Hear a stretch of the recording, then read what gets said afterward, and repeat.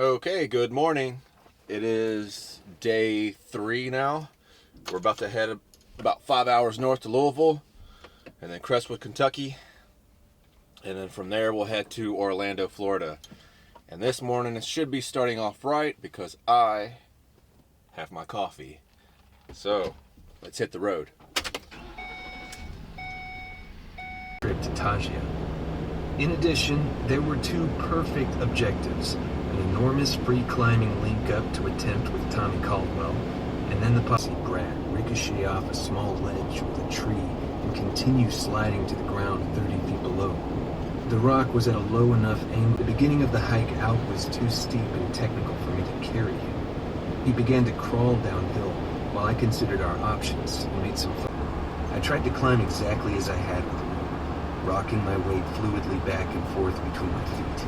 Good posture, hips up away from the wall, exactly what to do. This wasn't the time for apprehension, it was the time for execution. I've always felt that the slabs require a certain amount of momentum.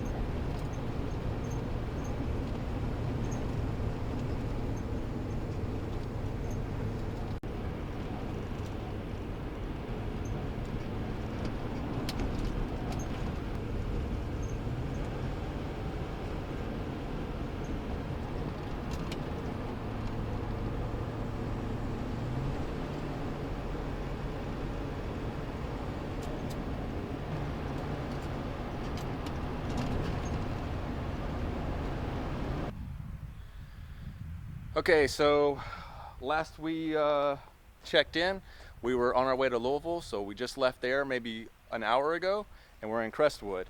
Now, the location I'm at before, the location that I'm at now, I've been to before, and this guy, Vince, makes these really awesome swing beds. This is his shop. I'm gonna give you a quick little preview. These are actually 2 of the beds that I'm picking up now. Now, these will hang from wherever you want, your pillars outside on your porch, things like that. You put on your own mattress. So yeah, if you want to check that out, if that's something you're into, check out the description down below. I'll leave a link. And if you happen to contact him in person one day, email, whatever, you tell him I sent you. I don't know, he might charge you more, so we'll see. Okay, so we're leaving Crestwood, Kentucky now.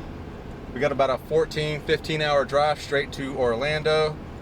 Obviously, I'm not gonna make that in one stretch because it's already 5 o'clock in the afternoon, but we'll see how far we can get.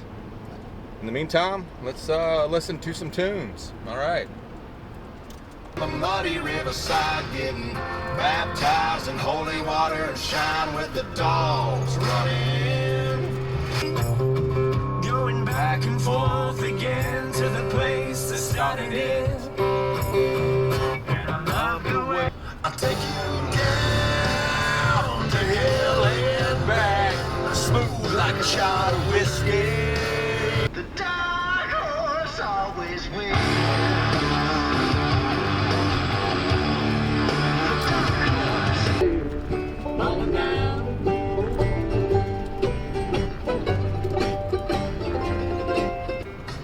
Bloodshot eyes at 25. It wasn't 26.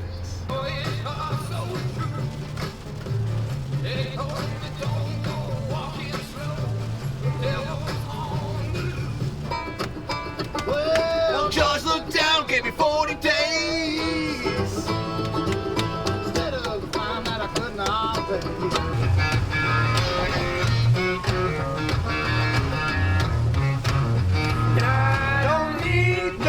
Nobody telling me what to do. My papa says, son, don't let the man get you. Do what it done to me. So I was like, oh my gosh, if I want to date him after the 4th date, like, I think this is like real life. So he really convinced me to go on the same goal. And after he asked me to be his girlfriend, he we pulled out both of our Excel spreadsheets, which we both had, of both of our budgets, how much we had in debt and how much we had in savings and stuff like that, and came up with a goal together. And then, you know, 3 years later, we're engaged and living in a van. Nice, that's awesome. How long did it take you to get rid of the debt from like when you... Okay, so update, we're on the side of the road, middle of nowhere here in Tennessee. I mean, do you see anything? I don't see anything. But the reason I pulled over is I have got to pee so bad. So, yeah, I'm gonna show you me peeing on the side of the road.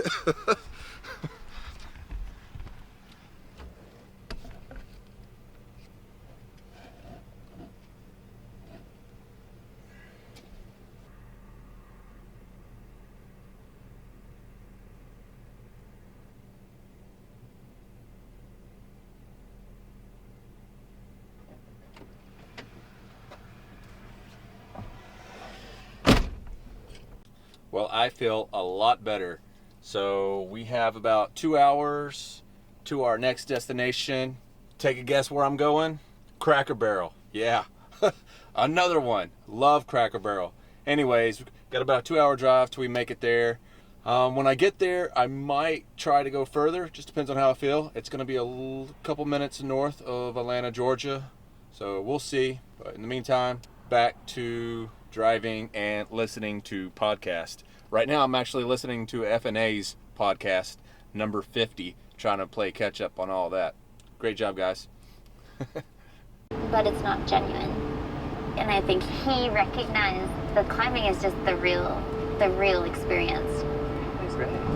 So cool. I know, isn't it beautiful? What a fun read. See, I know for Mark, rock climbing in Squamish, it's all about having fun. Yeah. But Mark's vision is more towards like soloing big alpine faces on beautiful mountains. He loves the mountains, and he's definitely ambitious. He wants to improve upon what's been done before, to make his contribution to the history of alpinism.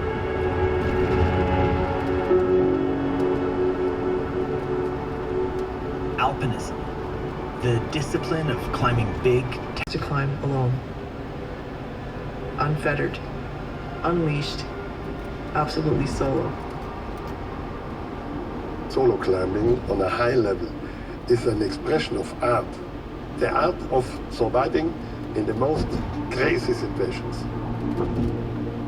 while solo alpinism may be the purest, most adventurous form of climbing, it's also the deadliest.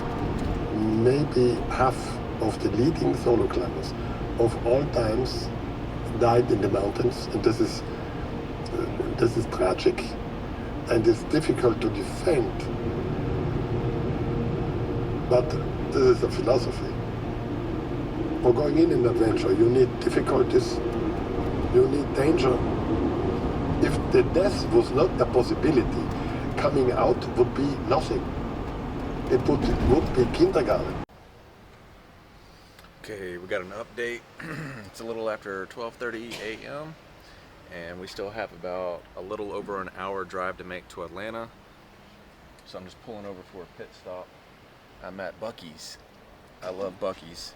So yeah, we're gonna fill up on gas, use the restroom, maybe get a drink. Yerb, Isaac, Frankie, if you guys are watching this, Yerbs, you know. If you know, you know.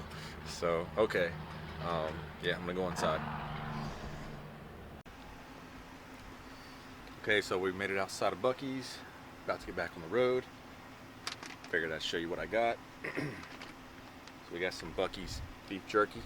We got the peppered Hill Country. Got some classic trail mix. And of course, you know, we got the yerb. That's what I'm talking about. All right, let's do this. An hour and 15 minutes to go. How can we tax them? Yeah. it'll maybe go smoother, because I'm sure in the States, like in the UK, that bill, I don't know what's happened with it, but the bill that they passed a few months back about like making it almost illegal to be in your van parked anywhere, or like two vans. And then I know some places in the US have done it, and in Vancouver they were doing it, just like shutting us out, because they're like, I don't know what you are, you people. Yeah, they're scared of it. They're scared of it overall. And then like, it also does go back to the people that are, you know, making a mess, and then the other people not coming by and actually cleaning it up, because that would stop, you know, the initial, hey, we don't want these people here anymore, you know. Yeah. But you did bring up a good point when it came to like sustainability, and how we could be the people that show everybody that sustainability is possible. Okay, so we finally made it. It's about 3 o'clock in the morning almost, about 15 till. So we're on the end of day 3, a little south of Atlanta. I mean, technically we're still in Atlanta, but this way, when I wake up in the morning, I'm not having to drive all the way through Atlanta and the crazy morning traffic. So that's why I drove extra time tonight. You're gonna have to forgive me. I'm exhausted, so my speech is not on par. But yeah, we were gonna drive till midnight. Actually, I think we were gonna drive till 10, but here it is, almost 3 in the morning. But tomorrow we're gonna wake up and we're gonna drive about 6 to 7 hours to Orlando, and then that'll be the end of day 4. So yep, Cracker Barrel, Atlanta, 3 o'clock in the morning, end of day 3. Catch you guys tomorrow morning.